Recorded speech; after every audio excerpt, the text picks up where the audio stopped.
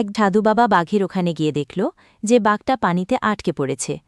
বাঘটা সাধু বাবাকে দেখে বলল, মহারাজ, আমি এই পানির বাইরে বেরোতে পারছি না, দয়া করে আমাকে এখান থেকে বের করে দিন, না হলে আমি মরেই যাব।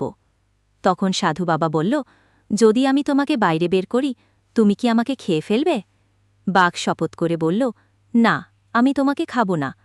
তখন সাধু বাবা বাঘটাকে পানির বাইরে নিয়ে এলো। হ্যাঁ, বাঘ জিজ্ঞেস করল, তুমি কোথায় যাচ্ছ? সাধু বাবা বলল, আমি পাশের গ্রামে জমিদারের বাড়িতে ব্রহ্মভোজে যাচ্ছি, সেখান থেকে খেয়ে ফিরছি। বাঘ বলল, তুমি মিষ্টান্ন খেয়ে অনেক মোটা হয়ে গেছ, আর আমি খুব ক্ষুধার্ত, তাই আমি তোমাকে খেয়ে ফেলব।